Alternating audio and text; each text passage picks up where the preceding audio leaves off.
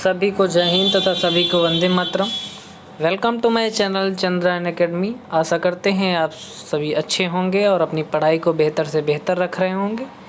देखेंगे हिंदी पेडागॉजी के top 12 questions जो देखेंगे। ये जो क्वेश्चंस हैं टॉप ट्रेंडिंग 12 क्वेश्चन, ये सीटेड और टेट एग्ज़ाम में ऐसे क्वेश्चन को श्रृंखला के आप देखते ही होंगे। देखेंगे पहला क्वेश्चन स्टार्ट करते हैं। अगर चैनल पर नए हैं तो चैनल को सब्सक्राइब कर दें। क्वेश्चन नंबर फर्स्ट देखो क्या कह रहा है। उपचारात्मक शिक्षण। उपचारात्मक शिक्षण की प्रक्रिया कब तक चलती रहती है? जब तक छात्रों का पिछड़ापन दूर न हो जाए, जब तक छात्र रुचि ले, जब तक विद्यालय में समय मिले, जब तक अध्यापक चाहे।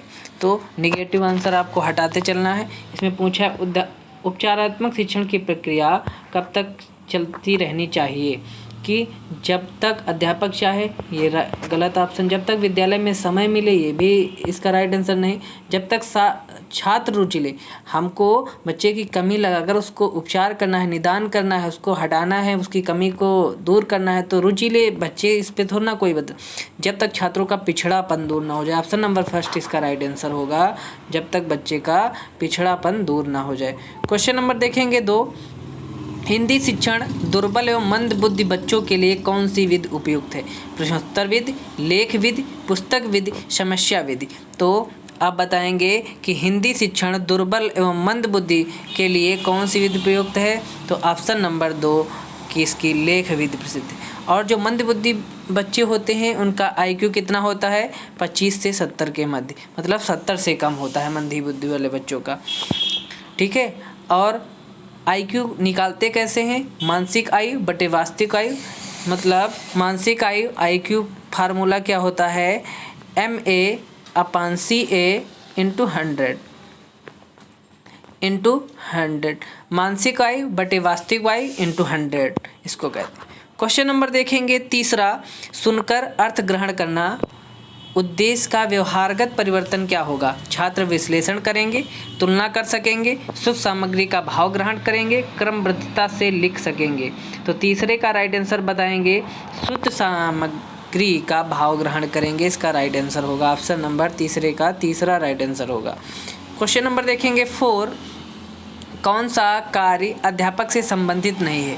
बताएंगे बजट बनाना, योजना, मार्गदर्शन, शिक्षण। आप देखें जब पाठ्य योजना बनाते हैं, पाठ्य योजना का निर्माण करते हैं, पाठ्य योजना बनाते हैं तो योजना भी होता है, मार्गदर्शन भी बच्चों को देते हैं, शिक्षण भी करवाते हैं, लेकिन बजट बनाना ये शिक्षक का कार्य नहीं है। आप कोई वित्त मंत्री तो है नहीं जो बजट बनाएंगे, तो क्या शिक्षक का कार्य होता है? यही इसका निगेटिव नहीं है और यही बजट बजाना ये आपका राइट आंसर होगा। क्वेश्चन नंबर 5 देखेंगे। सर्वाधिक प्रभावशाली शिक्षण सामग्री है कौन सी है? अपेक्षित है या प्रेक्षित है या प्रत्यक्ष अनुभव है या कोई नहीं? सर्वाधिक प्रभावशाली, जब बच्चा वो सबसे ज़्यादा उसको देखकर या कुछ करके, ऐसी प्रभावशाली विधि कौन सी? अपेक्षित, प्रेक्षित, प्रत्यक्ष अनुभव या इनमें से कोई नहीं। तो क्या है इसका राइट आंसर जो होगा? इसका राइट आंसर क्या हो? प्रत्यक्ष अनुभव। किसी चीज़ को अगर बच्चे को दिखाया जाकर, किसी भी चीज़ को अगर बच्चे को दिखाया जाए तो वो सबसे ज़्यादा वो प्रत्यक्ष अनुभव करके जो सीखता है वो उसका वास टेम्परेरी स्थायी रहता है और सबसे ज़्यादा वो बच्चा क्रियाशील रहता है, और वो जो देखता है वो सबसे ज़्यादा क्या होता है? प्रभावशाली शिक्षण होता है। क्वेश्चन नंबर देखेंगे 6। उपलब्धि परीक्षण व नैदानिक परीक्षण में अंतर है? प्रकृति का, उद्देश्यों का, कठिनाई स्तर का, कोई नहीं। तो किसका राइट आंसर? क्वेश्चन नंबर 6 का राइट आंसर बताएंगे किसके? उद्देश्यों का है, ये राइट आंसर होगा। क्वेश्चन नंबर देखेंगे 7। पाठ्य योजना निर्माण का सर्वाधिक लाभ मिलता है किसका? विद्यार्थियों को मिलता है कि शिक्षक को मिलता है कि प्रधानाध्यापक को मिलता है या किसी को नहीं मिलता? तो राइट आंसर बताएंगे। प्रश्न नंबर 7 का राइट आंसर बताएंगे किसको मिलता है? तो किसको मिलता है? शिक्षक को। क्यों मिलता है? पाठ्य योजना के निर्माण के बाद जब शिक्षक क्लास में पढ़ाने जाता है तो उसको पता रहता है कि मुझे कौन सा टॉपिक पढ़ाना है, और वो अपने मार्ग से भटकता नहीं है। वो जब पाठ्य योजना तैयार करता है तो उसका मन मस्तिष्क के द्वारा वो बच्चों को जो चीज़ पढ़ाना होता है वहीं पर कंसंट्रेट होकर वही चीज़ें पढ़ाता है। ये क्या होता है? वो अपने मार्ग से भटकता नहीं है। ये पाठ्य योजना का निर्माण सर्वाधिक लाभ किसको मिलता है? शिक्षक को ही मिलता है। क्वेश्चन नंबर देखेंगे 8। कविता शिक्षण का उद्देश्य होता है क्या? स्वस्थ मनोविनोद, स्मृति शक्ति का विकास, कल्पना शक्ति का विकास या उपरोक्त सभी। क्वेश्चन नंबर 8 का राइट आंसर बताएंगे क्या होता है कविता शिक्षण का कल्पना शक्ति। जब हम कविता शिक्षण का उद्देश्य कराते हैं तो बच्चों में कल्पना, इमेजिन करने की शक्ति का विकास होता है। इसका राइट आंसर होगा। क्वेश्चन नंबर देखेंगे 9, शिक्षण कौशलों के विकास के लिए व्यवस्था की जाती है इकाई योजना की किसकी का इकाई योजना की या दल शिक्षण की या सूक्ष्म शिक्षण की या अभिक्रिया अनुदेशन की। क्वेश्चन नंबर 9 का राइट आंसर बचाएंगे कौन सा होगा? ऑप्शन नंबर 3 सूक्ष्म शिक्षण का ये राइट आंसर होगा। क्वेश्चन नंबर देखेंगे 10, बालक को भाषा शिक्षण की शिक्षा देने का माध्यम होना चाहिए मातृभाषा होना चाहिए या राष्ट्रभाषा होना चाहिए या प्रादेशिक भाषा होना चाहिए या द्वितीय भाषा होना चाहिए। तो 10वें का राइट आंसर बताएंगे बालक को भाषा शिक्षण देने का माध्यम मातृभाषा होना चाहिए, पहला इसका राइट आंसर होगा। क्वेश्चन नंबर देखेंगे 11, गद्य शिक्षण की प्रभावशाली शिक्षण प्रविधि है कौन सी? व्याख्या विधि है कि प्रत्यक्ष विधि है, स्पष्टीकरण विधि है, इनमें से कोई नहीं। बताएंगे इसका राइट आंसर क्या होगा? तो 11वें का राइट आंसर होगा क्या? स्पष्टीकरण। ऑप्शन नंबर 3 जो इसका राइट आंसर होगा स्पष्टीकरण विधि। क्वेश्चन नंबर देखेंगे 12, मातृभाषा का अर्थ है परिवार की भाषा या माँ की भाषा या पिता की भाषा, उपरोक्त सभी। तो मातृभाषा का अर्थ क्या है? ये किसकी भाषा है? मातृभाषा ये किसकी भाषा है?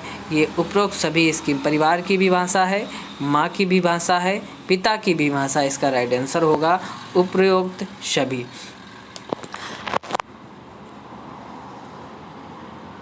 अगर ये बताइए आप, विज्ञान को सुलभ बनाना है तो शिक्षा मातृभाषा के रूप में देना चाहिए, ये कथन किसका है? तो ये कथन किसका है बताएंगे आप? ये कथन है रविंद्रनाथ टैगोर का। तो एनसीएफ है, एनसीएफ कब आया? 2005 में आया। एनसीएफ में मातृभाषा को किस सूची के अंदर, जब सभी भाषाएं किस सूची में है? ये 8वीं सूची में है। 8वीं सूची में सभी मातृभाषाओं की बारे में वर्णन किया गया है। और एनसीएफ के अध्यक्ष कौन थे? यशपाल जी, ये जो एनसीएफ सभा उसके अध्यक्ष थे। और ये भी बताएंगे आप कि राष्ट्रभाषा क्या है। कोई भी भाषा भारत में मातृभाषा या हिंदी या कोई ये राष्ट्रभाषा नहीं, सब ये क्या है? राजभाषा है। तो अगर मेरे चैनल पर नए हैं तो चैनल को सब्सक्राइब करें, अपनी पढ़ाई को बेहतर से बेहतर बनाएं। अगर वीडियो अच्छी लगे अगर ये वीडियो अच्छी लगे कमेंट करके ज़रूर बताएं कैसी वीडियो लगी। अगर ये वीडियो बहुत अच्छी लगी तो अपने 5 दोस्तों के शेयर करें और टीम का सहयोग करें। Welcome to my channel Chandrayan academy.